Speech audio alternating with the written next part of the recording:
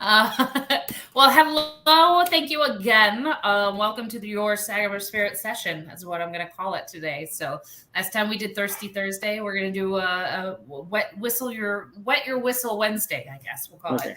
I am Jessica Deans. I am the Illinois market manager for Sagamore Sagamore Spirit. It's been a day in the field, I tell you. And with us, we have the wonderful Ryan Norwood, who does all of, I mean, you wear many hats. So you've got title changes recently. So we'll kind of get that up and going.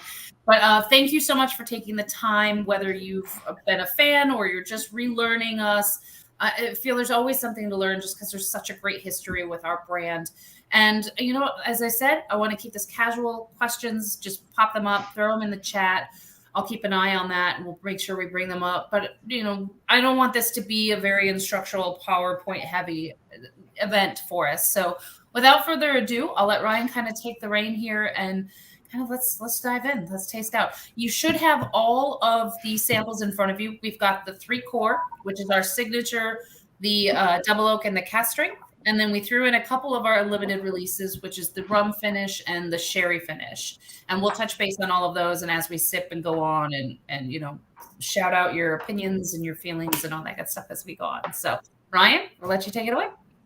Awesome. Thanks, Jessica. Appreciate you guys having me tonight. I'm really excited to be here and chatting whiskey with you. As hopefully you'll find out, I am very passionate about whiskey. I love talking whiskey. I love interacting with people who enjoy whiskey. So as we go through this, as Jessica said, I want this to be an open forum. This is for us. This is for us to discuss whiskey, to talk about things. I'll kind of run through a few slides and talk about whiskey as we go. I won't make you wait too long before we actually have to taste some whiskey, which I know is always kind of a painful thing when you get into these. It's like, okay, I want to just start drinking.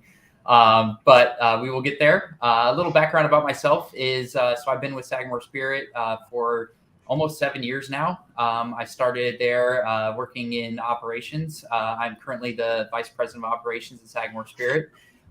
Before that, I worked in the beer industry. So I worked for New Belgium Brewing Company for about 10 years, managing all their yeast and fermentations. I went to school for microbiology. So that's kind of my background is microbiomes and getting into this. I never imagined that I would be making whiskey for a living, but I kind of thought I would go somewhere along the lines of the medical field or pharmaceuticals. But here we are, and really happy to be here and happy to be talking to all of you about whiskey. So as I'm going through the presentation, if you have questions, please stop me, ask them, shout out, write them in the chat, do whatever you can. I'm happy to speak a little bit more, but like I said, I just want to talk to you more about Maryland style rye whiskey and what Sagamore Spirit's doing to help get that on the board. So we'll jump in right now. It always takes me a second to share my screen.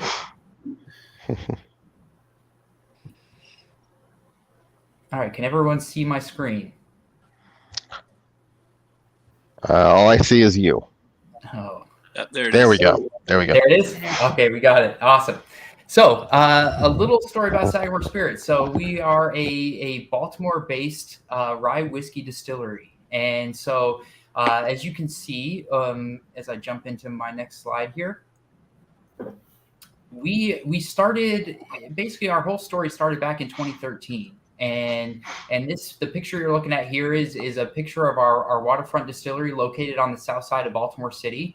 The big premise about this was we were started by a guy named Kevin Plank and Bill McDermott, and they had deep roots in the city of Baltimore.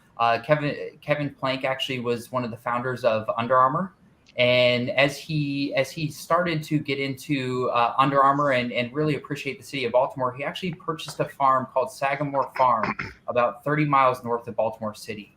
And one of the things that he always wanted to do was give back to Baltimore, to do something that helped put Baltimore back on the map. Baltimore gets kind of a bad rap at times, and he's always trying to make that reputation a little bit better and say, hey, there's a lot more to Baltimore than what you hear in the news.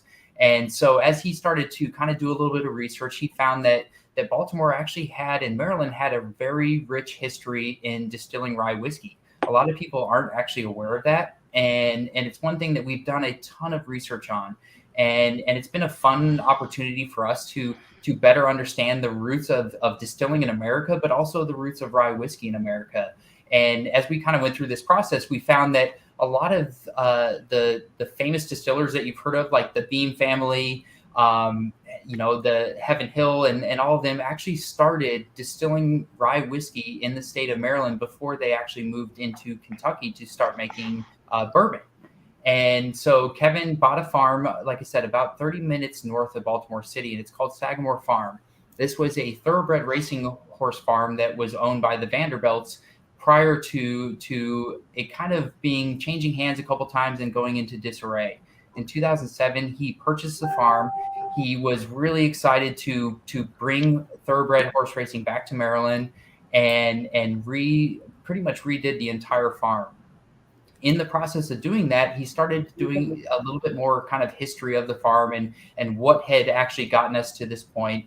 And during that process, he found that there was actually a very, very rich history of, like I said, distilling rye whiskey in the state of Maryland. And one of the things that he found was in the early 1900s, there were 44 distilleries in the state of Maryland, 21 alone in Baltimore City. And it kind of blew him away a little bit. And as he started doing a little bit more history about the farm, he found that there was this spring house located on the south side of the farm. And this is the spring house you see in this picture right here. This spring house was built in 1909 by a guy named Charles Councilman. He actually worked for the University of Maryland, and he was doing a study on the effects of agricultural runoff on this spring that ran through the farm. This spring actually runs through a limestone shelf. So if many of you know the history of whiskey and understand kind of making whiskey, there's a lot of really great whiskey that's made with limestone spring water.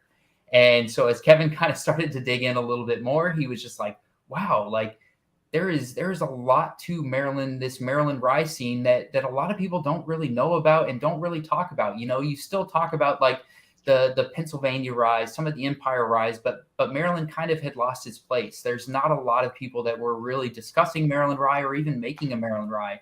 So, like I said, in about 2013, he decided, I'm going to try to get back into this. I'm going to try to reinvigorate this Maryland style rye to put Maryland back on the map for making rye whiskey.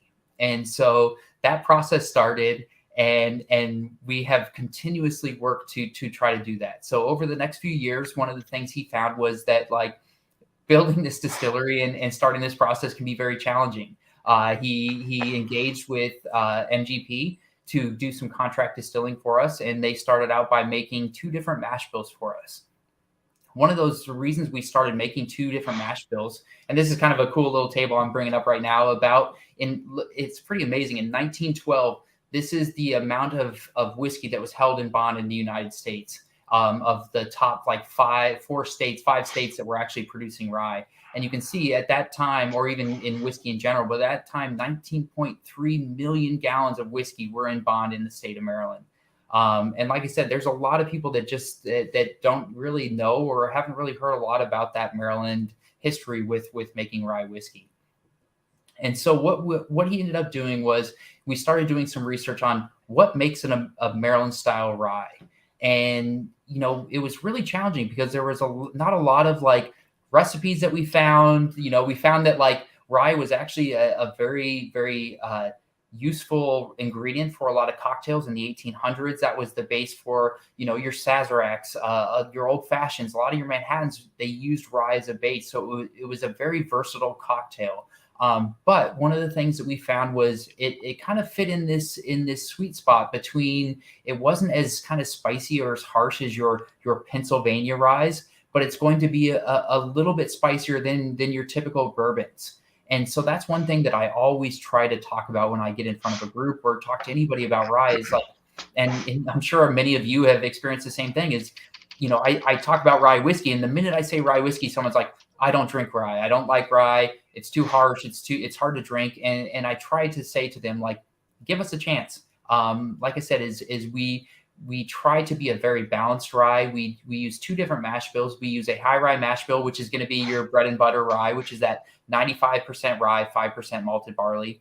We also do our low rye mash bill, or what I kind of call our barely legal, which is going to be a 52% rye, 5% malted barley, and 43% corn.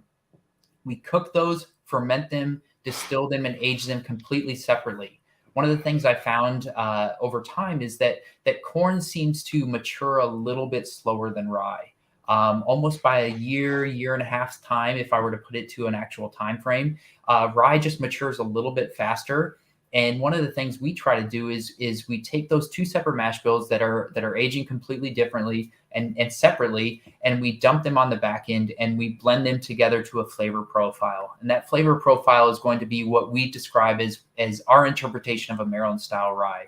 And like I said, is hopefully after I kind of walk through with you guys, taste you through these, and we talk about them, hopefully you see that versatility in our rye, that approachability, that drinkability, that balance of it is something that we really, really strive for. And then as we kind of get into some of these fun finishings that we do, that's something that we're really proud of as well, is taking that versatility of our Maryland style rye and doing a finishing on it, and doing it with something that we feel complements the rye. One of the things as we get into these finishes and tasting some of them is one of the things I always try to do is we always try to make sure that like rye is the backbone. Like when we do a finishing, we want to make sure that it's taken on some of the flavor of the barrel that it's finishing in, but I also want it to be rye. I want you to get done drinking it and say, yes, I get those rye spices. I get some of those flavors that I would assume and expect from a rye, but also like it's taking on flavors of the barrel that it's finished in. So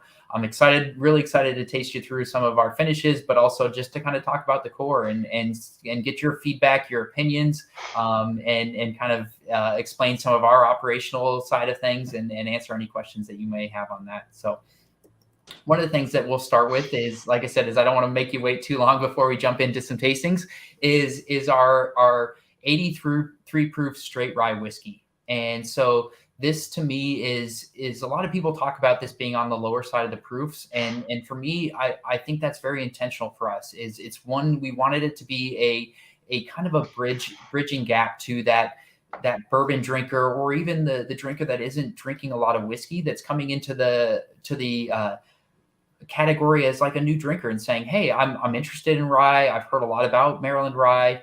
And I want to try this. And so one of the things I always recommend is especially with this one is trying it neat. I think that it tastes very great. It's very approachable. It actually holds up very well in a cocktail. I would do it over one large cube. Any more than one can sometimes dilute it out a little bit, or even a drop or two of water will help open it up. But outside of that, you're going to kind of dilute it down too much. But to me, this is our intro to rye. It's our kind of like, to me, this is the one that I'm putting in front of somebody that says, I don't like rye. It's too harsh for me. And these are the reasons why. So love everybody to raise your glass, take a little sip of this, and would love to talk to you about it and hear your feedback and thoughts on it. Cheers. Cheers. Everything we do with our straight rye, our 83 proof straight rye, is a 4 to 6 year. This one right in front of you is probably on the 5 to 6 year range. As we've gotten to our age, so basically we were purchasing rye through MGP until 2017. While we were building our distillery, while we were coming up with our plan, it was never our intention to continue on with MGP. It was like, hey, this is a stopgap to get us to where we wanted to be.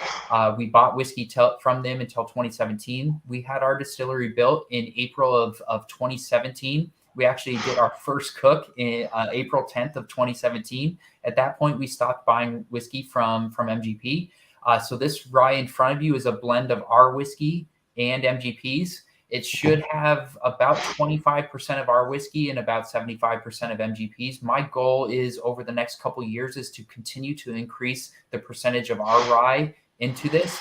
And by 2025, we will be 100% distilled in Maryland, in downtown Baltimore. And that's something that we're very proud of. And I'll talk a little bit more about that process and how we're working towards that over the next few years. So. Yeah. I agree. This would be great in a cocktail. It's clean. It's fresh. I'm getting like green apples. I'm getting something like that from it. It's like white grapes, green apples. It's very tasty. It's nice. Thank you. And like I said, it still has those rye components, those baking spices. I get a little bit of cinnamon, some of that nutmeg. But I do get a lot of fruit in it too, as well, and that comes through to me a lot. And like I said, I think this is a great one for us as a everyday drinker, as something that like you're going to and you're taking that non-rye drinker and you're saying, hey, try this. Let me know what you think about it. I get a citrus, like an orange, with you saying sure. fruit. Now, on your proof, what's the reason for the 41.5? Like, is that where you're like, you found that taste? It was right there. Yeah. So a lot of that was in there. A lot was, like I said, was when we were doing some of the research and history research on Maryland style ryes, we were seeing them in that 80 to 85 proof. Some were going outside of that, but we saw a lot in that range. And so, we felt that 83 was good. We weren't really sure, it was our first time kind of going about it. And so we chose 83. We've been very happy with it. Obviously, like, as I kind of go through the rest of these tastings and even talk about some of our finishes, one thing that like I get on a soapbox a little bit about is proofing. Is we are very intentional in all of our proofs, and hopefully you taste that and you understand that as we go through these.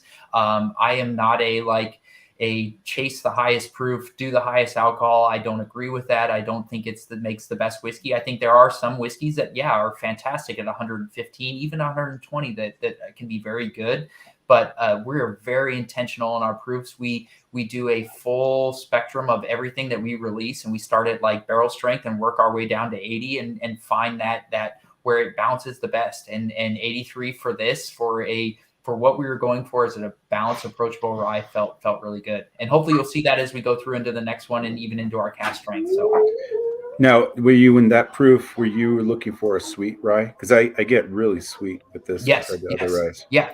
Like I said, is we wanted that balance. We wanted that to not be your Pennsylvania ryes where it's a little bit more harsh, a little bit more rye forward, but we didn't want it to be a bourbon either. So it was like this to us was that kind of that happy medium. Nice. I like the nose on it. When I was just breathing it in, it smelled like, in a very good way, almost like a Sam Adams lager.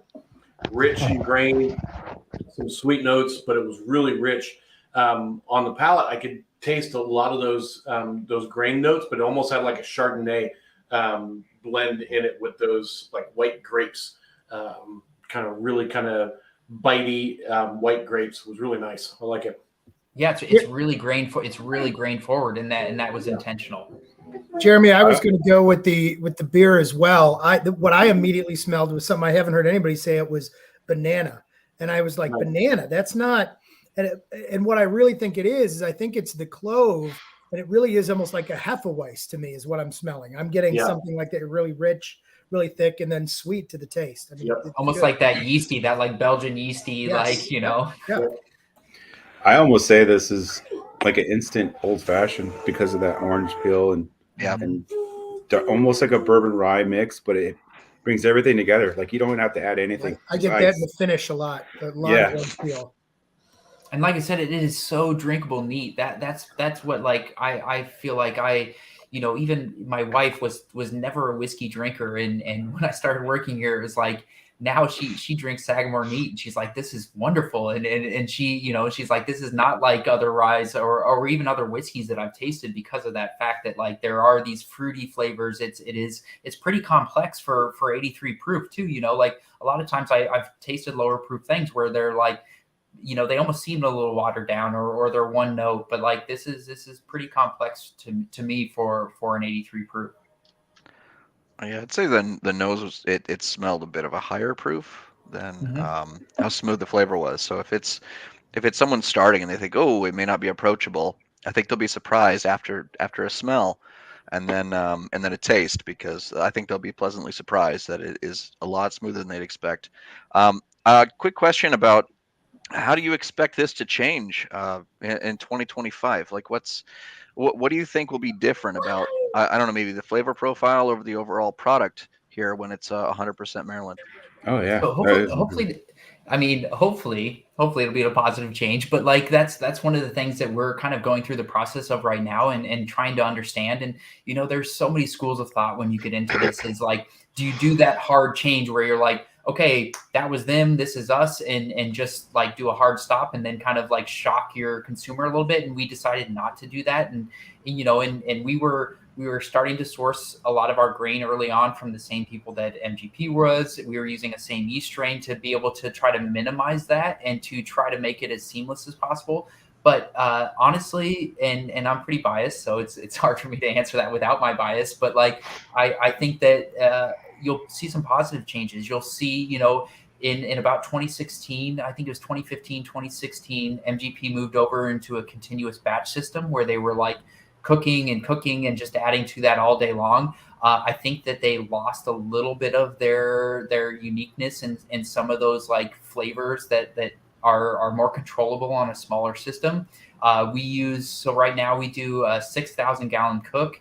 We do 6,500 gallon fermentations. We do a 3-day fermentation. I think obviously our flora, like what is naturally in our air, we do all open top fermentations, is going to be different than what is in Indiana. Our aging environment is quite a bit different, and we're seeing effects of that on both our proofing and the flavor that's coming out of our barrels.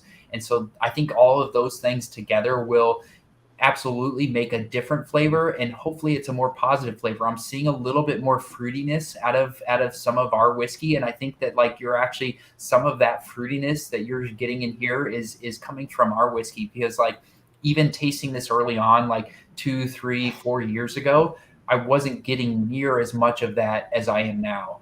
And the only thing I can attribute that to is that 25 to 30% of our whiskey age 4 or 5 year old whiskey that we're putting into this product now. Okay, so, Ryan, I have a question. Do you source from MGP or you contract distill there? I'm a little confused. I was under the impression that you contract distill. So we contract distilled from them. So when we first started, when Kevin and Bill, our owners, started, they were kind of they had no idea what they were doing. They were just basically like, we want to do this.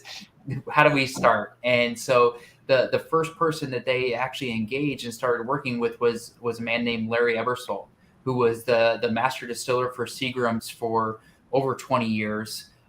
Worked at Seagram's, that then became LDI Lawrenceburg, and then was bought by MGP. So he basically wrote the book on rye whiskey. We always kind of joke with him, and he doesn't push back much, but he's distilled more rye whiskey than any human on planet Earth. And so he trained Greg Metz, and so when we engaged him, he actually was able to be our conduit and open the doors at MGP and come into them and say, hey, we want these 2 mash bills. Here's what we're looking at. Here's what we're looking to buy in a ratio we're looking to do. And then we work very closely on him to kind of develop this flavor profile that we're looking for to match what we thought was a Maryland style rye. So we were contract distilling. We were paying them to put down distillate for us until we had our distillery built. And then at that point we stopped, took all of our barrels from Indiana. We've now are housing all of our barrels in the state of Maryland, and have been doing that for the last couple of years.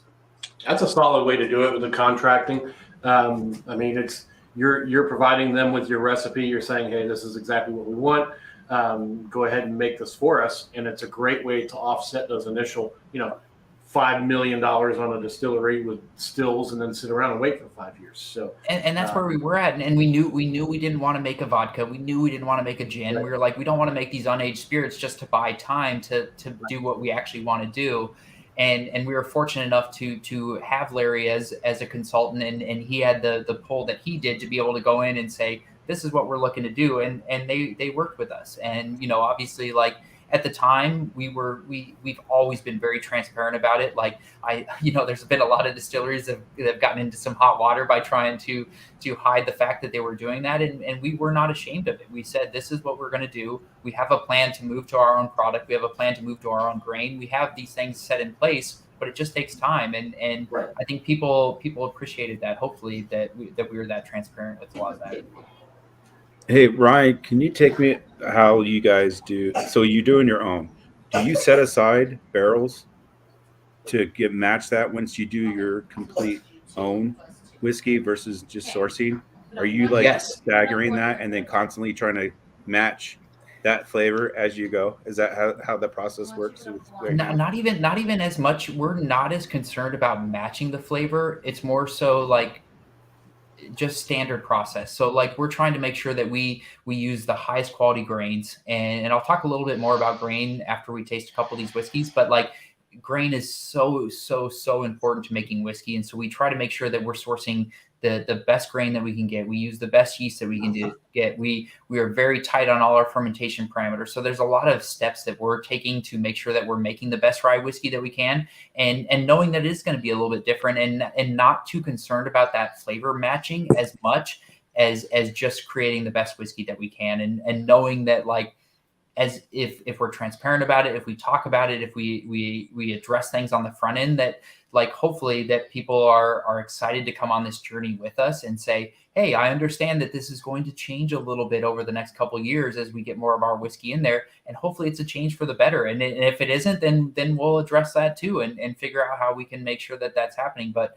I have a ton of confidence that we're making a very good whiskey. We do a 2-year check-in. So we're super traditional in a lot of our barreling. Is we use 53-gallon barrels only, new American oak, charred. We usually use a char 3 or a char 4, and we're putting them away in our barrel warehouse, and we're just letting them sit. And we'll grab a sample after 2 years, make sure that it's heading the right direction. We don't do any rotation. We don't switch floors or anything like that. We're pretty strategic about how we put them away. And then the hope is at 2 years, if they're heading in the right direction and they're doing good, then they'll be good in 4 years. If they're not, then we can address that and try to figure out what we need to do better. So the nerd in me has to ask, are you guys doing horizontal storage, or are you guys doing vertical?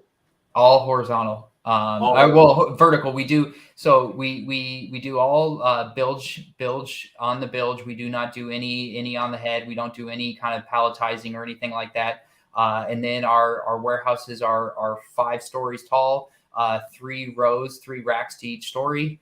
And so we go up and we spread out batches amongst floors. And like I said, we're super strategic about where we put them away, so that, like, when we start to pull barrels, that we have multiple floors to pull from, because obviously, you're going to get the probably the quickest aging up on your top floor. It's going to be a lot quicker than your first floor. And we see that in the taste profile. And so how do we balance that out by spreading batches out across multiple floors? So question, and I know you guys are fairly new. I mean, 2017, you guys started. What are you seeing as far as the differences between the climate being right there off the Chesapeake versus being here in Central Kentucky, where we're at, as far as, sea breezes and that type of thing on your aging? We're seeing a pretty massive difference. And so, a lot of the barrels that we were getting from Indiana that spent almost their entire life in Indiana, we were pulling a lot of those back, and so they put all their barrels down at 120 proof. When we were dumping them, we were seeing them come out anywhere from about 110 to 116 proof. You'd very rarely see anything come in at 118 or anything like up in that range. And we are seeing pretty opposite from that. I think we obviously have quite a bit more humidity out here. We get some pretty drastic changes in temperature from summer into winter. And so we're seeing a lot of our barrels coming out, we're putting them down at 120 proof. We're seeing some come out at 123, 125. And so that obviously has an impact on flavor. You're losing more water during the process. And so it's been kind of fun to see that, and gives us a little bit more to play with.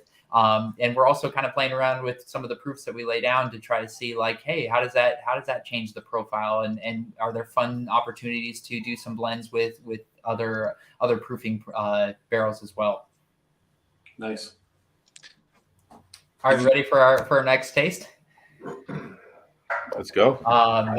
Next one we're gonna taste on is one of my personal favorites out of our core whiskeys is our double oak rye whiskey. And this is a fun story for me to tell. It's kind of started out as actually a mistake. So we were pretty new into training our team. We started out with a very, very thin operations team that was kind of doing a lot of things. We had brought on a new distiller. He had worked previously on our packaging line. It was like, hey, come over. We want to train you on these things. We trained him all up on dumping barrels, and we said, hey, this is how we do things. We have our 2 different mash bills. You need to dump this one into this tank, this low rye mash bill into this tank over here. Trained him all on all that, and he said, yeah, I'm ready to go. So he ended up dumping a bunch of barrels, came back over afterward and said, the tank filled up and it shouldn't have. We come to find out that he had dumped the wrong barrels into the wrong batch. I think we got to a point where he had done about a 50-50 blend, and that is not at all what we were looking for. And luckily, I had actually just had a meeting the week prior with a guy named Chad Spalding from Independent Stave Company. And Chad had pitched me on these barrels called wave stave barrels. And basically what they've done is they've taken the staves and they cut grooves in it lengthwise. And these grooves increase the surface area. They do a number 1 char on it and a medium plus toast. And at the time, they were relatively new. He didn't have a lot of people working with him. And so I reached out to him and I said, hey, Chad, we can try to figure out this blend mistake and do our math and figure out what the blend's at. Or would you be willing to supply us with 20 of these wave stave barrels? And we'd love to put this whiskey into those barrels as a secondary aging and figure out how it goes. And that started this process of double oak. So the first time we did it, we put these barrels down for about 6 months. And it tasted pretty good. It was a little bit wood forward, but we knew we liked the flavors. We knew it was heading in a good direction. And so this product has continued to evolve. That was almost 5 years ago when we did that. And so what you have in front of you is what we feel is the best iteration of this. It is our double oak rye whiskey. It is basically a 75-25 blend of our whiskeys. So it's 75% of that high rye whiskey, 25% of that low rye whiskey. It is aged about 4 to 5 years initially in char 3 or char 4 New American oak barrels. It is dumped out and then put back into these wave stave barrels for an additional 18 months, 18 plus months. We've even got some that are pushing, almost 24 months. And what we feel this produces is this really, really balanced, oak forward, but not like too woody, not tannic, not like wood in your face, but like this caramel kind of toasted marshmallow. There's a little bit of coconut. I get a ton of nuttiness on the nose on this. Like I agree. I was going to say nuts. I'm getting like pecans or something. That there's something really nutty about it that immediately hit me. It's really pleasant. It's nice. I like it. So we just got Buc-ee's here, and at Buc-ee's you can go and get the freshly candied pralines and the pecans, and the nose is all over that. It's just those candied nuts. Oh, yeah. That's a nice nose. That is a nice. I actually get a strawberry like jelly. Like really? Yeah. I get the nuttiness of what everyone was saying, but for the sweet and fruitiness, for some reason for my nose, I'm like getting an organic jam, strawberry jam. Ryan, what is the yard seasoning on your staves? How long do you use? So it's a little bit different for most of them. Most of our seasoning is 6 months, and that's kind of a standard seasoning for a lot of the barrels that we get. I don't know if many of you are that tapped in right now, but like there is a pretty massive stave and barrel shortage happening in the industry. And it's something we're kind of trying to work through a little bit. We've been able to secure a decent amount of barrels, but it's leaving a lot of I consider us kind of a mid-sized distillery, and it's leaving a lot of these mid-sized to smaller distilleries kind of out in the rain a little bit as far as like production and I think we're seeing this across the industry in a lot of areas. We're seeing it in glass. We're seeing it in even on cans and different stuff like that, where it's like some of these bigger producers that have the capital are kind of worried about supply chain, and they're buying up a lot of inventory more than they probably even need at times. And it's leaving a lot of other people tough with that. So yeah, 6 months is what we do with a lot of this. We're struggling right now to find cooperages to work with. And I wasn't even able to secure all the barrels that we needed for 2023 for our production numbers. So I'm kind of working through that process right now. And this is something I started in February of this year. Is we start reaching out to cooperages for 2023 in February of 2022 and saying, this is what we need. This is what we're looking at. My hope is that it's able to kind of work itself out and we can kind of get back on track. But it is definitely a real thing that a lot of people are dealing with right now. Yeah, Luca Mariano actually had to scale back their initial groundbreaking on their distillery. They were going to go with two or three main distills and had to drop back to a craft still, all because they weren't able to get the barrels. I'm not surprised at all. And, and a lot of the cooperages are talking about that this being a stave issue, that like there aren't enough stave mills, that they're having trouble getting staves, and that it isn't as much like either a personnel or even, their ability to actually run, capacity wise. So it'll be interesting to see as we kind of shake this out over the next year or two, and how it affects everybody. Yeah. Ryan, if this is one of your favorites in the regular lineup, do you happen to have any of this in production that is 100% your product that you distilled? Not yet. So obviously, like with us, only being just over 5.5 years at this point, we have not been able to get to that point. So like I said, we wanted to keep this a 4 to 5 year age, and then an 18-month age, and just those first 6 months of us actually operating was pretty brutal. We were commissioning the system. We had 3 of us working. Like we were lucky to make some pretty halfway decent whiskey during that process. But we didn't actually really hit our stride until later in 2017. So my hope is we just started about almost a year ago, 6 months ago, actually blending some of our whiskey into this double oak. And so it hasn't quite been released yet, but hopefully by mid to late next year, or even actually, late next year, we'll get into a spot where we'll be releasing it, but it won't be 100% ours for another year or two yet. So. Yeah, speaking of MGP, I'm curious, Ryan, are you a fan of Dickel? Because I'm getting a lot of similarities to some of the older Dickels that I enjoy here.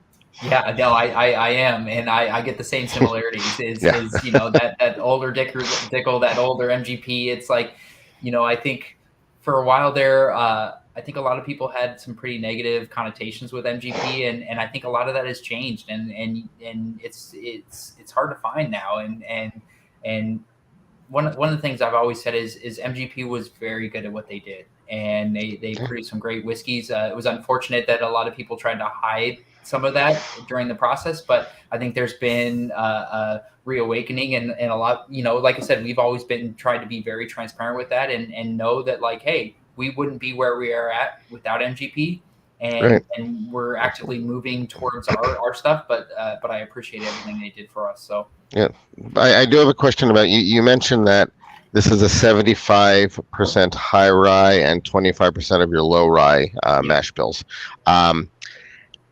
Given that you are always, it seems like you're always going to be making those 2 different mash bills. I guess that's part of your process, is to decide for each of your expressions what the relative percentages are going to be. I'm curious about how that process works. Like, did you have a target in mind, or is it more of an art than a science?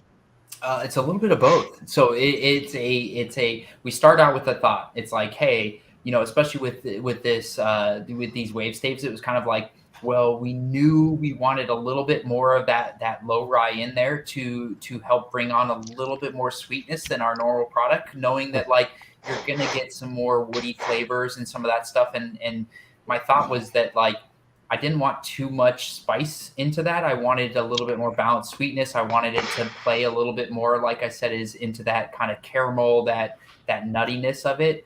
And so some of it's intentional, and you have a thought, but then oftentimes what we do is like I said, is we'll set up blends across the board, and we do that with we're doing the same thing right now with our 8-year rye that we're going to release again in the spring of next year. It's that balance of what actually makes the best whiskey. We have thoughts that, like, oh, if we do a little bit more of the low rye, it'll be sweeter and it'll be good in this way, but if it doesn't make a better whiskey, we won't do it. And finding that balance is always tough. And I do a lot of what we call triangle tests. And a triangle test is a great way to differentiate and see if somebody's actually being able to actually pick out flavors. And so in a triangle test, you take 2 known exact batches and then 1 off batch, and you put them in front of somebody and you have them taste through them.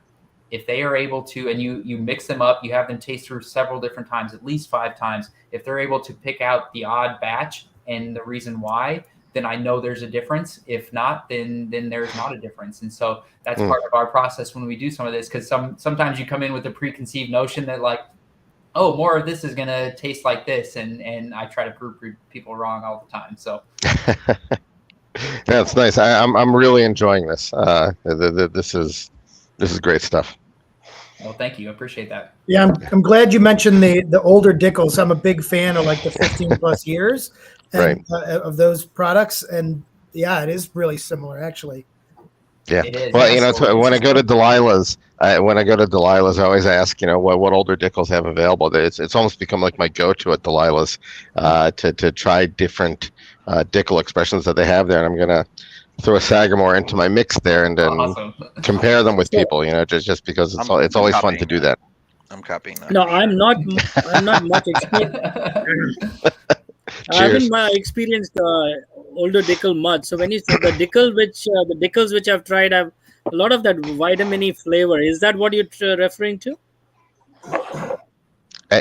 Pecan. I'm getting it's the nuttiness. It's the combination of sweetness nuttiness and the nuttiness. Yeah. That's what I'm getting. I get a lot of nuttiness, but I don't know.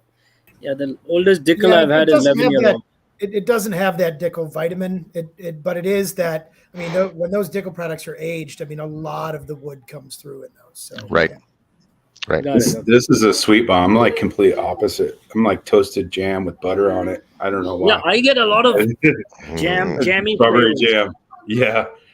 Maybe I have a That's sweet tooth after tonight. for me. That's the first taste is the oak and the. I mean, this is my favorite of right now, but my God. Well, we've only had two. We're only two in. I know. Yeah, for me, the sweetness is muted though. It's more candied pecan, but light on the candy. Yeah. All right, Yeah. let's jump into our cast strength, and then I want to talk a little bit about what we're doing with our Maryland rye program. So cast strength, like I said, is as all of you know what a cast strength is. The one in front of you comes in at 112.2 proof. To me, this does not drink like 112.2. It is very drinkable, very approachable. It's going to be, more rye forward. It's going to be a little bit more heavy on the nose, but it's still going to have, like, to me, I get a little bit more of that chocolatey, that sweetness comes through with this.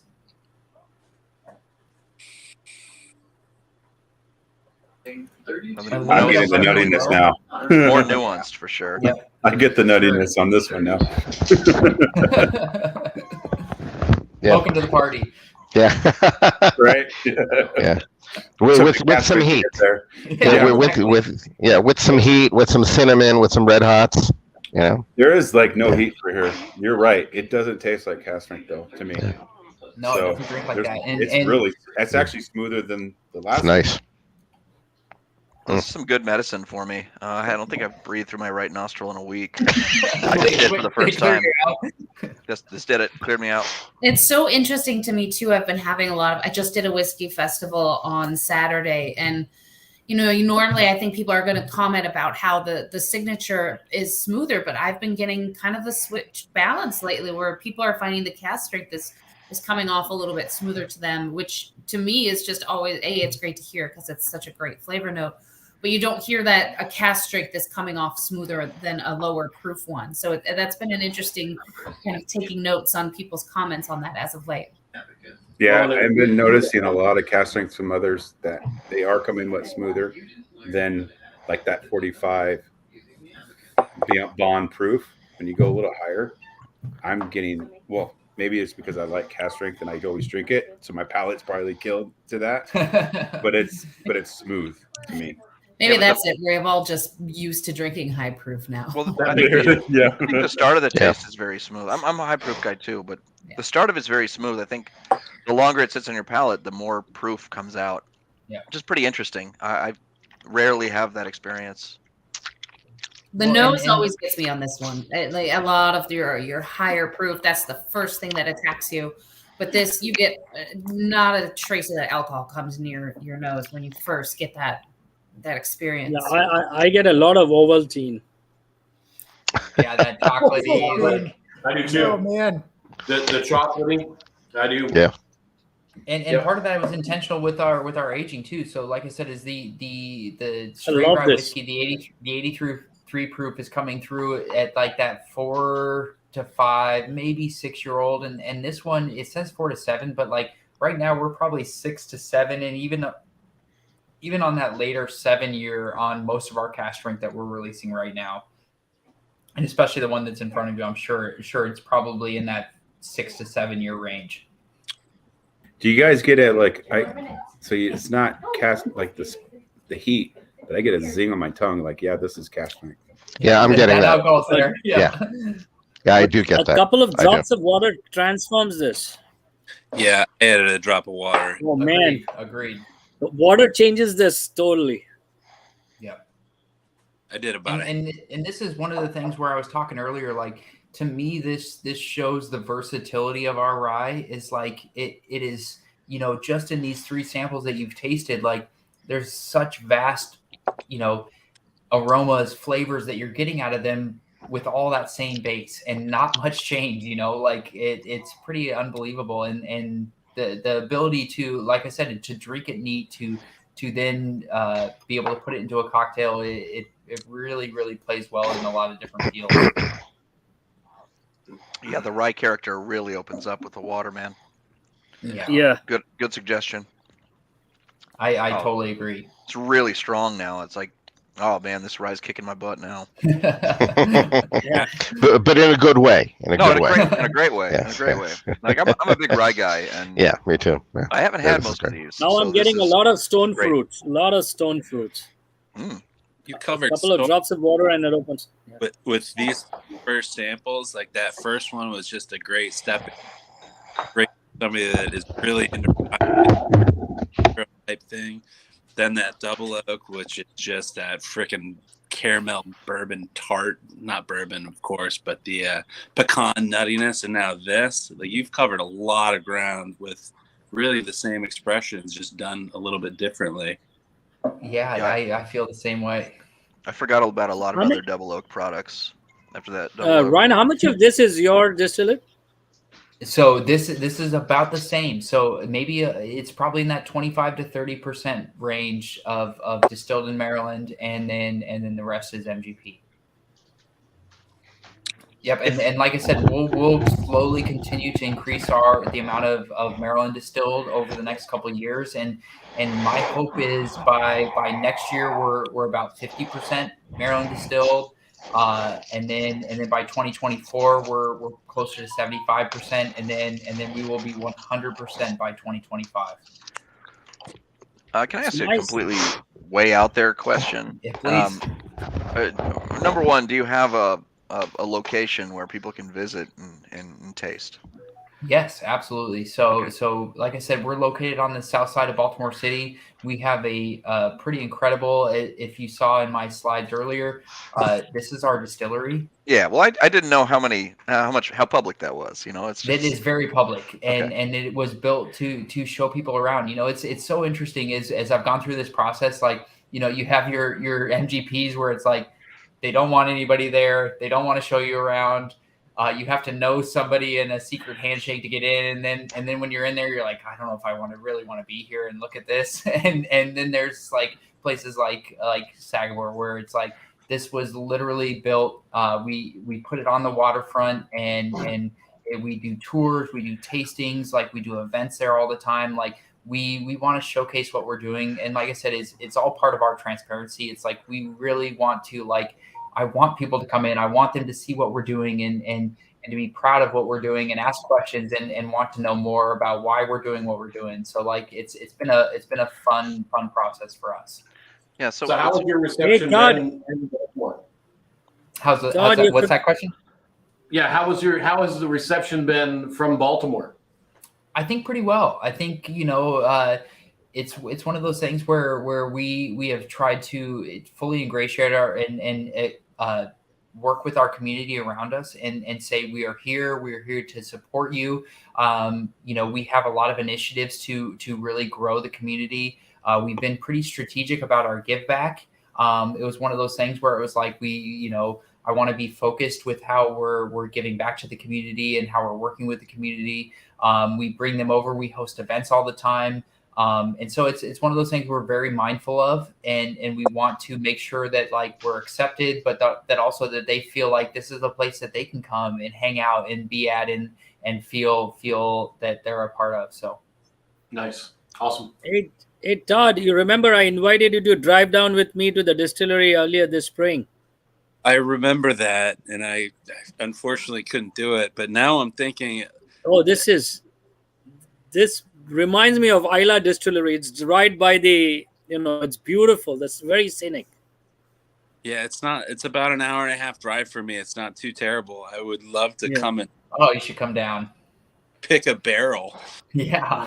You're talking about doing that with the Whiskey Mavens, so maybe we'll get we'll run a contest and get a few people going and go out there. But it's absolutely gorgeous. So I'm in. And I just threw my email in the group chat, so if you are planning on going out there or anything, let me know, and we'll make sure you guys get set up with a good tour, and you can meet Ryan in person, and we'll make sure you'll get company after you visit. So. Well, I missed Ryan, but I met a rather very vivacious young woman there. Yeah. What do you mean? I was right here. No. So I want to talk just a little bit before we taste our last two samples about what we've been trying to do locally. It's something we're super proud of, and that is trying to be as local as we can to support the local agricultural economy. And really grow that. And it's been a challenge for us, but it's been a fun opportunity for us to work with local farmers. And that process has been growing our own grain. So when we first got into this, like I said, we were using grain brokers, and that was an easy thing to do. And it was just like, hey, you call this grain broker. We had some stipulations about what we would actually accept, and said, we want at least 50% of our grain to be grown in the United States. Outside of there, it was like, some of it's coming from Canada, sometimes Germany. And so the whole process was, can we start to actually really grow grain in the state of Maryland? And how do we go about doing that? I thought it was going to be something pretty easy. I was like, I'll call up a couple farmers and say, hey, can you grow some rye for us? This will be great. Everything will be super smooth. That was not the process at all. And we actually found there were a lot of challenges with growing rye, and a lot of reasons that made sense that people actually moved away from Maryland to, like, the same challenges that they dealt with back then, I'm dealing with now. And it's like the same reasons that people make bourbon are the same reasons that, like, we have challenges making rye. And a few of the things just off the bat is rye is an uninsurable crop. So if a farmer plants a field of rye, they cannot buy insurance on it. If they have a storm come through, an early frost or anything like that, like, they lose the field. They lose their time into it. They lose any of the fungicides, pesticides, and we all know those costs have all gone up on that they put into that field. So that was a huge challenge when I started to engage these farmers. And even on top of that is rye is actually a protected seed. And so by that, it means that there's some small companies like Monsanto and KWS that actually own the genetic rights to rye seed. And so what happens is a farmer can plant that seed, but each year they have to go back and buy seed. They cannot replant seed from the previous year. And they have abilities to actually come in and test that and make sure that, like, this is a first generation seed. If they know that it's second, third, fourth generation, they can actually take their harvest and take their crop on top of it, which can be. This is where we boo, right? What's that? Is this where we boo? This is where we absolutely boo. We say fuck Monsanto. Like, yes, language. Yes, no, absolutely. Yeah, you do not misspeak. That is exactly right. And then a tough thing is there are actually no subsidies for growing rye. The only subsidies for growing rye is if you use it for a cover crop. The minute you harvest it, they will no longer give you money. That is quite opposite of corn. There are an insane amount of subsidies to grow corn. And so a lot of these are barriers to farmers actually even wanting to do that. The ones that were growing it were literally growing it for a cover crop. They were growing it for a rotational crop, and they had no interest in really the yields or what was actually coming out of it or the quality of it. And so we had to start this process, and it has been a very, very slow process. In 2018, we grew about 35,000 pounds with our local farmers, and it was challenging, and we were faced with a lot of challenges. One of the ways we tried to help mitigate some of these issues and some of these like problems with it was we said we would buy all of the seed up front for them so that they were not out the seed, and then that if they could meet our quality parameters, that we would buy the grain at a agreed upon price before they harvest it.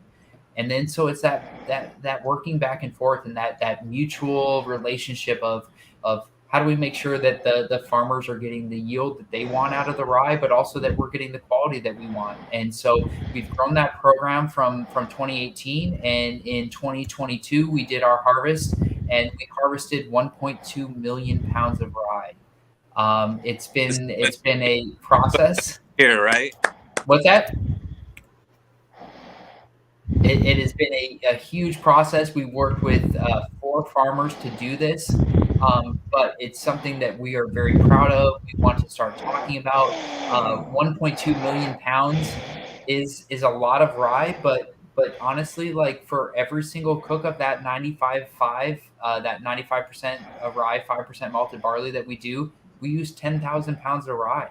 And so, you look at that, it's like 3 or 4 months, like we've gone through that entire batch. And it's one of those things where, honestly, I don't ever want to have 100% of the rye that we use grown in Maryland. Like, you don't want all your eggs in one basket. You want that opportunity to diversify a little bit and to have rye coming from other place. But if we can continue to grow our program to put Maryland back on the map for making rye whiskey, we have to do it with Maryland Rye, and we found some really great partners to start doing that. So it's something we're super excited about. And as Jessica said earlier, like we have a big event this Saturday, the 12th, where we are basically releasing our first 100% Maryland grown product. So it is rye from Maryland farm. It is corn from Maryland farm, and then it is oak that was actually harvested in the state of Maryland, and barley that's grown in Maryland. And so it's a 2.5-year-old straight rye whiskey that we're going to release in small 200 ml samples. It's called Penny's Proof, and it's our opportunity to bring people along on our journey and say, it's not a product that we're ready to release at full scale, but it's something that we want, that we're proud of, that we're working on, that like we're doing with our local farmers. And then hopefully as we kind of take people on this journey in about 2 years, we'll be able to release a 750 ml product that is 100% Maryland grown. And like I said, it's something we've been working really hard on. So how do I say Ryan, that? Hey Ryan, do you know what varietal of rye are you using? Abruzzi or Rosen rye? So we started our first 3 years that we were growing, we were using Bracetto. Okay, Bracetto. And we were buying a lot of that through KWS. KWS actually at the end of 2021, before 2021 planting, they discontinued Bracetto without telling anybody. And so we found out that, okay, that's no longer available. So this most recent year, we've been using Serafino. Serafino. You actually are lucky because Bracetto produces a lot of starch, which you don't need. Yep, so exactly. Actually, in a way, in the hindsight, you've been served well. Yep, and that's kind of what we were trying to get a better understanding of. Like I said, it's that mutual understanding of like we don't need a ton of protein. We don't need, we want to make sure that it yields high for our farmers because like I said, it has to be a mutual partnership. And so I'm interested to see how the Serafino does. We've dealt a little bit with the Abruzzi. We've dealt a little bit with Danko. And so there's a few that we've kind of played around with, but this will be our first year actually starting to make rye whiskey with Serafino. So any plans for Rosen rye? Because Monsanto does not own patent. Monsanto does not own it, so you can try Rosen rye.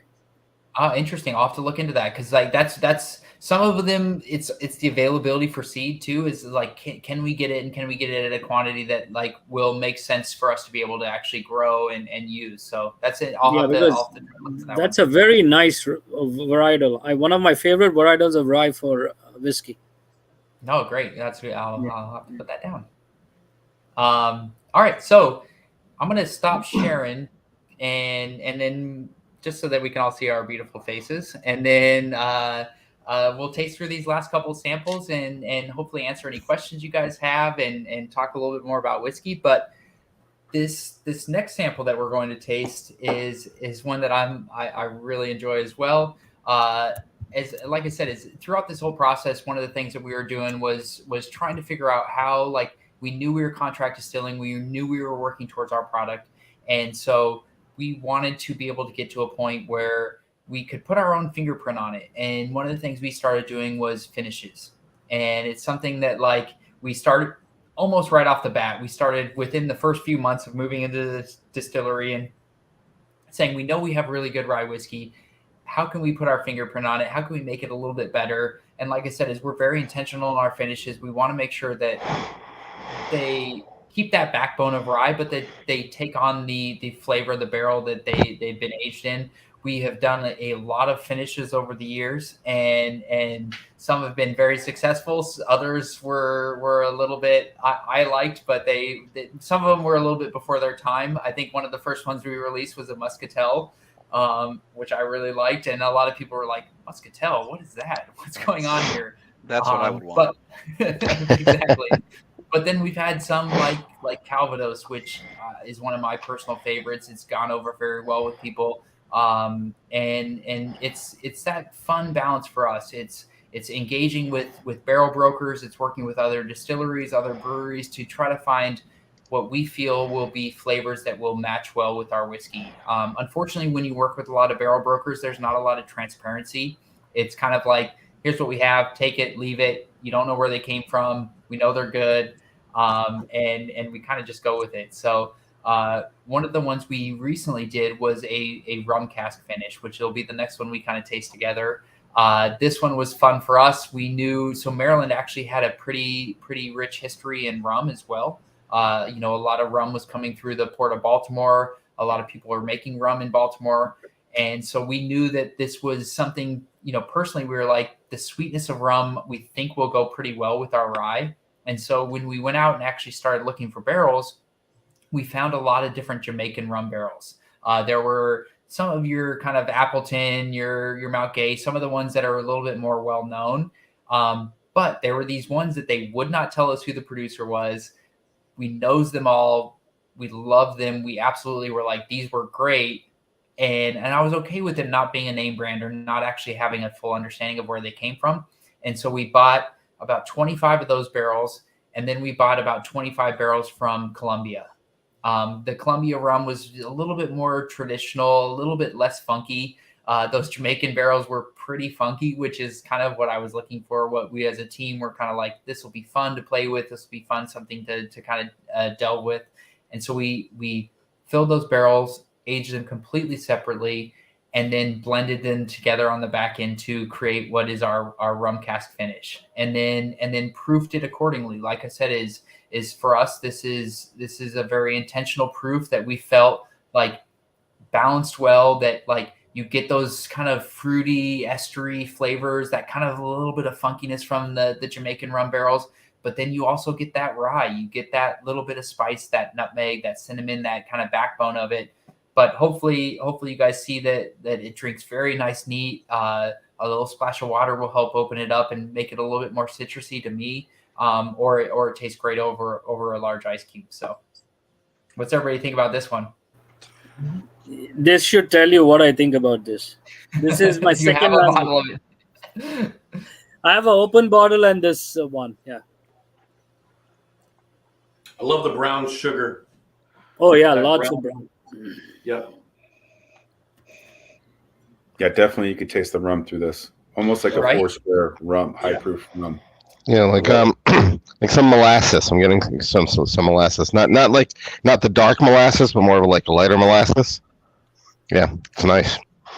On the rum barrels, are you getting those at a certain distillery down there? So that's the thing is the Colombian ones, we knew they came from a what they call a Medellin 12-year Grand Reserve. Pretty unknown, like not a lot of people drink that, but we knew where those came from. And the Jamaican ones, they would not tell us where they came from, but they would tell us, hey, these other 10 barrels came from Appleton, these other ones came from this. And and we didn't want those other ones. So we agreed to not have an understanding based on quality. It's like for us, it's more so like, what's it going to produce out of our flavor? If I can't use it as a marketing tool or can't tell people, I'm okay with that, because we would all prefer a better flavor than for me to put a product that I'm not as proud of and say, oh, these are Appleton barrels. If I were to take just like a maple. Oh, sorry. If I were to take just a couple of bottles with me to an isolated island, this would be one of them. If I was, this is so good. I can drink it all day. I was gonna say there's a maple syrup to this. Yeah. If anybody picks that up. Oh, lots of maple syrup. Yeah. Yeah, lots of maple syrup.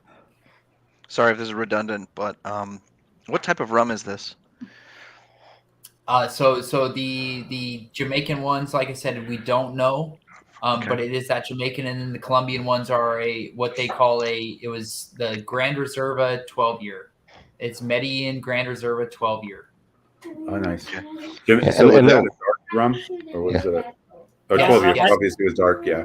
But the Jamaican, that could be aged or not, right? I'm guessing it was, just because the barrels that they got them in, they were aged at least some point, and they smelled awesome. So I know the rum spent a decent amount of time in them.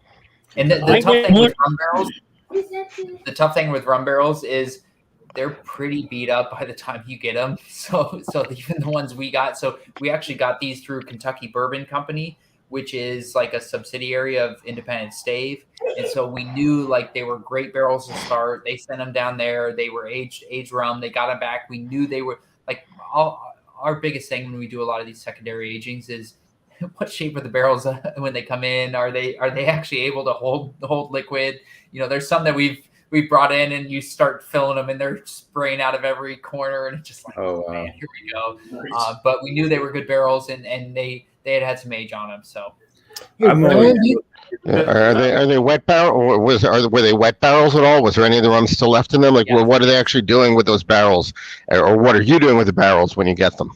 No, they are wet barrels. Like most barrels that we get we try to get them wet. We make sure that nobody's doing any steam cleaning, any drying, anything like that. We try to make sure they're as wet as possible, especially when we have the control over it. A lot of barrels, sometimes when we get them from Europe or stuff like that, it's like they've spent the better part of a month or two finding their way here, so they can be pretty dried out.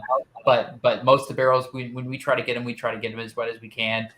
We will dump residual liquid out of them if they show up and they're like significant liquid. We'll dump that, into bottles and kind of you save it though, right? Dare each other to drink it. That's good drinking. Yeah, fresh out of the barrel. Hey, Ryan, what do you guys do with the barrels once you're done with them? I'm just curious because I'm always looking for a source because I use the char inside for my barrel rub. So I don't know if you guys we have more char than we can ever get rid of, and we're always trying to sell it, get rid of it, do whatever. The barrels themselves, like just our normal American oak barrels, we sell to breweries, Scotch distilleries. We have a great partner in Scotland that we send barrels to. We send some off to Ireland. We send some to barrel brokers. We send some to furniture. The used barrel market, it has changed massively in the last 16 months. Before then, like there was a time when we couldn't get rid of a lot of them, but now we have no issue getting rid of them. And even locally, like we'll sell multiple barrels a week to people that are making furniture out of it. But a lot of them are actually local breweries, and we try to we try to be great partners within the local industry and give them a discount and help them make a really good product as well. So, well, if you got char that you can send my way, I'll make a exclusive char rub for you guys if you want. Ryan's making tree forts for the neighborhood kids out of it. That's great. Ryan here, Julius here makes mean rubs. The last rub he made was with Wilderness Trail char. Awesome. I have a couple of bottles. I bet it's so good. Yeah. Have you guys connected with H&A Barrel Management yet? I have not. Let's connect on Facebook afterwards, and or I can send my cell number through Cam. I've got a contact over at H&A. They bring over a lot of European barrels and doing a lot of nice stuff with the barrels that they're bringing in. Yeah, it'd be great. Yeah. Jeremy, I put my email in the thread, so if you want Yeah, shoot me over an email and I'll connect you and Ryan together. Perfect. Thank you. Jessica, can I do the same? Has anyone added water to the rum cask? What's that? Has anyone added water to the rum cask? Oh no, I wanted to do that actually. Oh, drop a few drops of water. Believe me, this is. I don't think I when can. The smile should tell you all. Kayan is in his happy place right now. Yeah. I actually added mineral water, and it really opens up flavors, and you really get a very good mapley taste. And what is this distributed by? Who is this distributed by? My customer is gonna really love this product, man. Herschel, we have it through Breakthrough. Oh, Breakthrough. Okay. What's Yeah, your I have a good Breakthrough? relationship with them. Dan. Dan, what's his last name? I think no idea. Shoot me an email and I'll get you all hooked up. I will say this rum finish, we are down to like our last 10 cases of all inventory. So I'm wondering how this is still not allocated item. That's so good. well, it's not allocated per se, but we have limited quantities that every market gets. So Ryan produces X amount, and then he's like, all right, Chicago gets X amount, or I should say Illinois gets X amount, Texas gets X amount. And then once I go through that inventory, that's it. No one else can get any more. And the production has been kind of spread throughout. We try not to allocate them too much just because we want it to get into people's hands as much as possible. The only thing we've had to scale back on is our bottled in bond, and that's just because, if I had a bottle for everybody, I could. we'll get there, but right now it is like the ultimate of all like allocated bottles. But the rum finish, if you want to take those last 10 cases, they're yours, kind of a deal. But just know that's it. After that, we can't get any more from. Yeah, I just saw Ken going for his credit card, by the way. Okay, and it really opened up with some water. Let me shill for this young guy here. He's only of 22 years old, and he just Herschel migrated 8 years ago, and his dream was to set up a liquor store. I met him about 2 weeks back. Accidentally, I happened to be at his store, and I was really impressed with his story. So that's why you have him here, and I plan to do my barrel pick with him. I mean, welcome. This guy, he's just 8 years into America, and he already has a nice, cute little store in Wilmette, Illinois. Awesome. Nice. What's the name of the store? It's called Wilmette Market. It's located in Wilmette. So, we're pretty new. It's been only a year and a half since we've been here, but overall, people they love bourbons and rye over here. So. Yeah, it's true American story. 8 years back, his family immigrated. Now he has 22-year-old has his own store. So I'm really impressed with him. Yeah, nice. Love it. Thank you. We just think about doing it, and then you did it. Well done. Yeah, you're living all of our American dreams. Yeah. Soon to be the Sagamore headquarters of Illinois. We'll get you. Yeah. Ryan, I've got a question. Oh, do you ever get feedback Virginia on this? For neighbors. On this rum cast that those 10 cases to Virginia. Go ahead, Grant. Yeah, okay. Do you ever get feedback that, like, for me, like, this isn't altogether almost like a different spirit? Like, I think if I was going to grab a great bourbon or a great whiskey, well, this might qualify as that. Like, this might not be what I'm going after. I feel like it's so finished.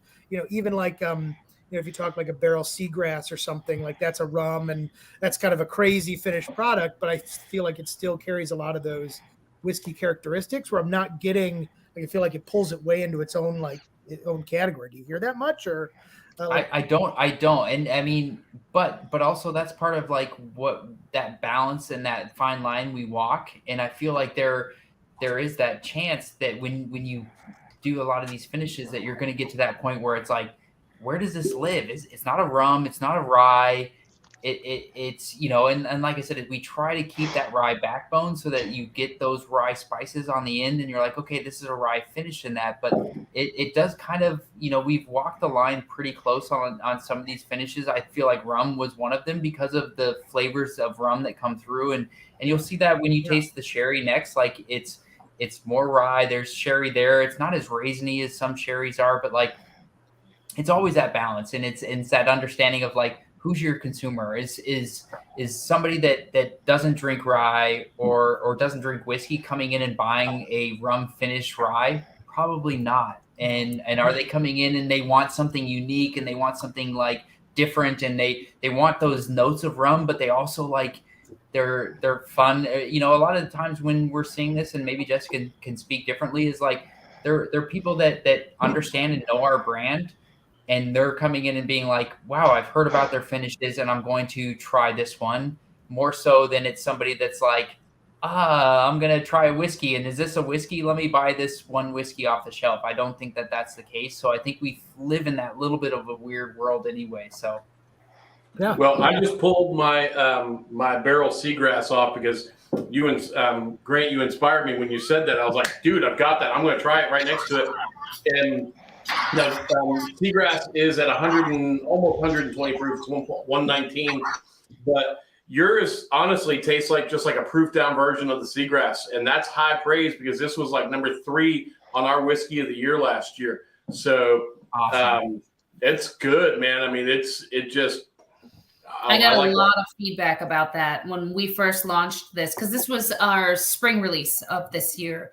And when we were tasting it out, it was kind of along the same lines that seagrass like notoriety was coming out, and people are like, oh, this is so it was popular and people were aware of these finishes, but you know, we'll take that compliment of it being right up there with that Rockstar. So yeah, it's good. Don't take my comment as being like, oh, I wouldn't drink it. It's not a rye, or it's not. It's like in its own category. It is, and that's hard to, you know. And Grant, that's the thing we always struggle with is how do you define that, and how do you like put that out there or have people try it without actually having them try it, you know, and how do you sell it? And so that's that fine line we've always walked, and it's something you do when you deal with finishes. It's like, you know, how do you keep that rye drinker happy? How do you keep that whiskey drinker happy, but also like walk that fine line? It's a huge challenge of ours.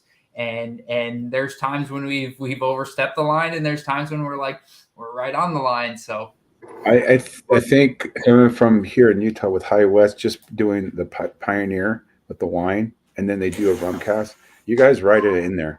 There's a lot of need, and like me as an avid world bourbon and like whiskey, scotch, I want different things. There's a lot of us developing that because we want more than just that bourbon and spirit and all that. And I think like this cast, that's just like phenomenal. Like, how do they do the category of this? Like, is it a rye? Is it this? Or do you open like is it like a craft whiskey that they look at? It's hard because you're like, it's in between everything. Yeah. And everyone's playing with everything else, which is fun. I think it's fun. Do whatever we can to do it to make it interesting. I fully agree. I mean, these finishings, I mean, if you try to categorize it, yeah, it ends up being in its own thing, but it's the Wild West because finish is this massive umbrella that covers whatever the hell you want to do after you dump it out of the first barrel, right? Whether you're doing port, whether you're doing rum or anything else. But I think for this, it's not necessarily aimed at that new drinker coming in. It's aimed at those of us who've been around and we've got a ton, and we're like, hey, let's explore. Let's find out what creatively can be done with the spirits that we love. Yeah. And that's why I love these things. It's not my daily pours. I've got a Nulu toasted up there that tastes literally like campfire. I love it. But I don't sit down and drink it every day. Yeah, exactly. but these, I mean, it's like the wild west but like Scotland. Like you're doing what the Scots are doing, but you're doing it here. And like now you got the single malt. I mean, you guys probably looking at that too. Single, looking at that. It's crazy. I love it. Yeah, that's why I love it right now. Yep. Ryan. All right. So next one we'll taste through is our sherry finish. And so this one was a fun one for us as well. This came out this last fall, just recently. I mean, literally in the last couple of weeks. And so this was a bit of a project for us. So we actually were able to find a sherry producer in Europe that we partnered with to be able to get these barrels. One of the things that I always explain is these are not those like true sherry barrels.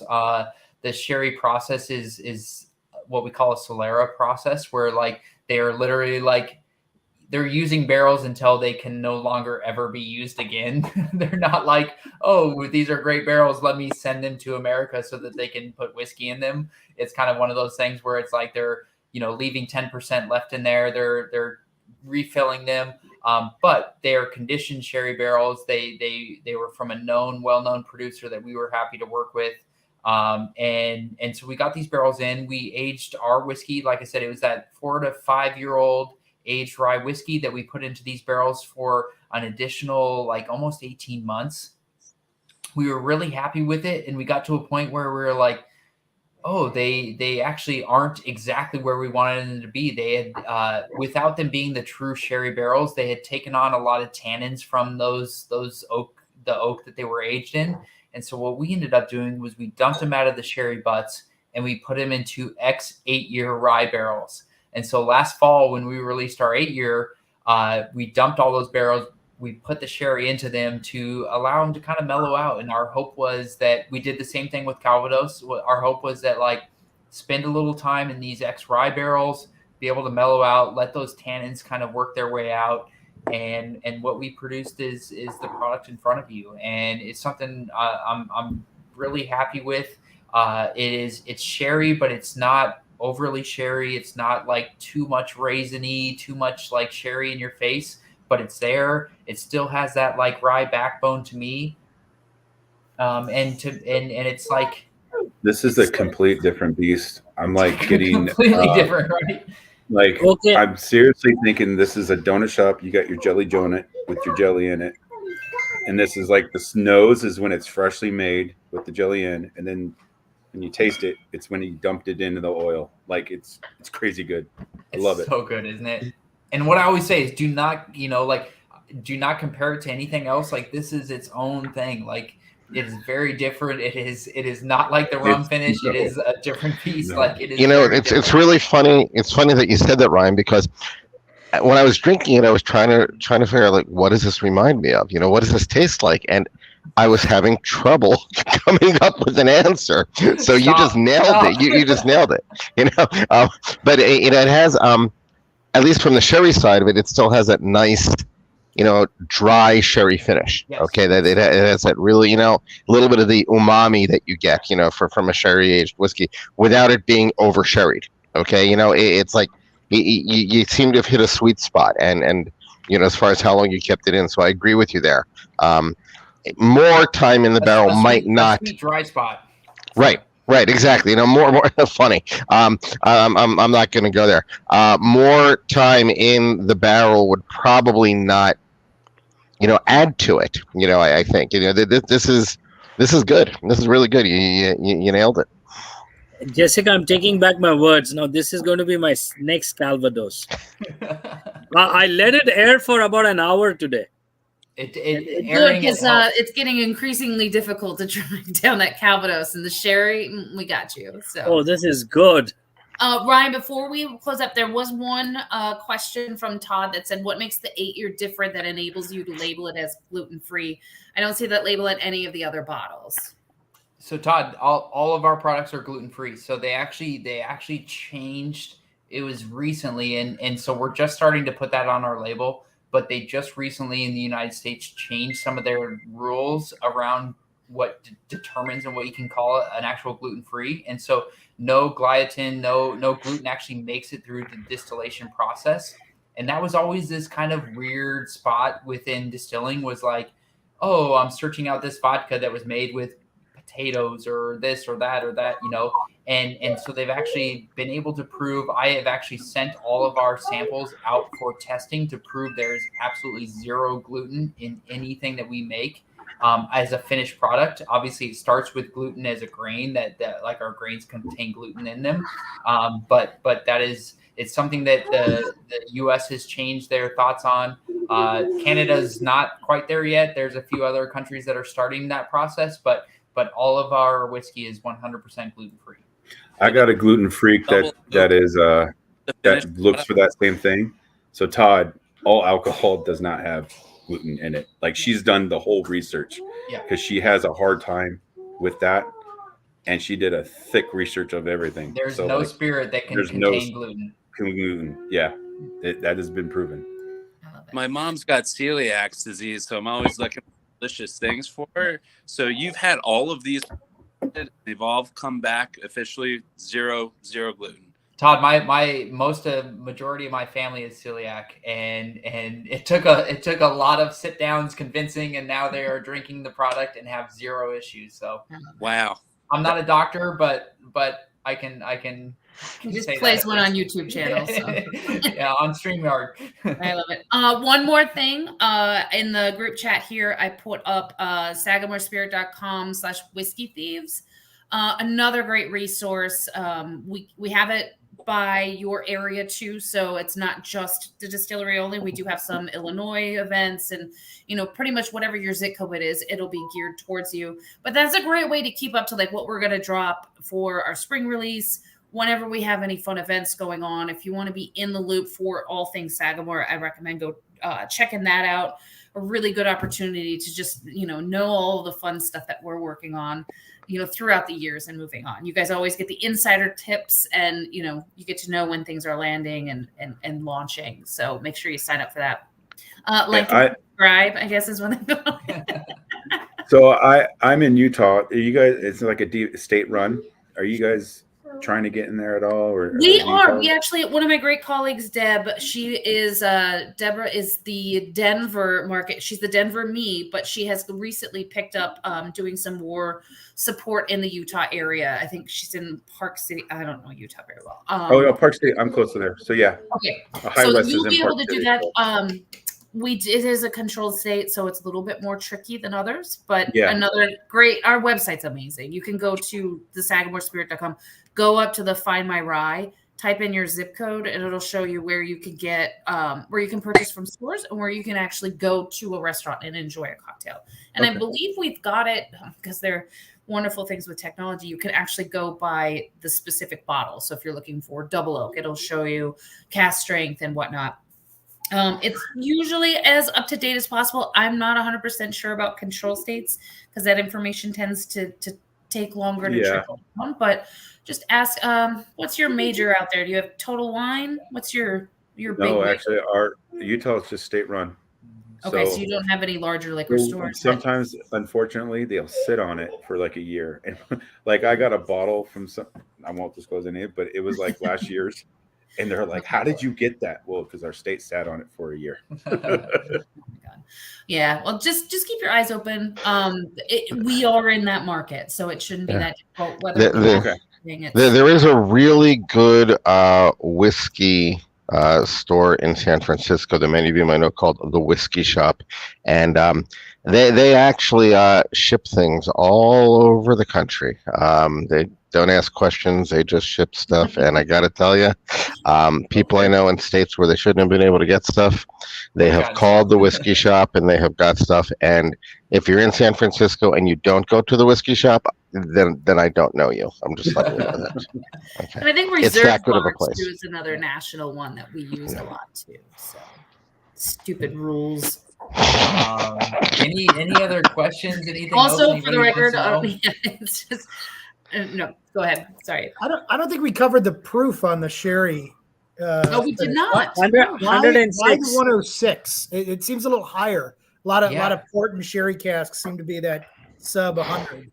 Yeah. So Grant, like I was explaining earlier, and I should have explained again, but is we're super intentional. And so like what we did was we took it at barrel strength, which was coming in around 116.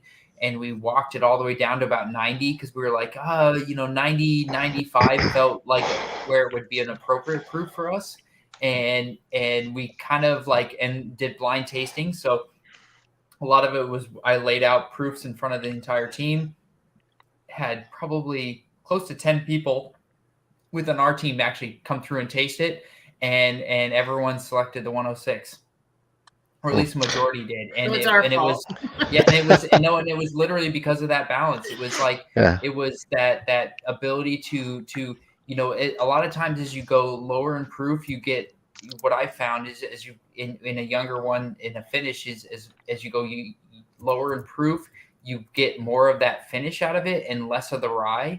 And as you go higher in proof, you get a little bit more rye out of it. And so this one, like we felt at 106 had a lot of really good sherry notes, but still held some of that rye backbone to it. So it does. And I can't tell what type of sherry this was. Yeah. It's a PX sherry. Oh, beautiful. Yeah, that's probably why the dryness. There's something about the PX that is dry. That's what I was thinking. Yep.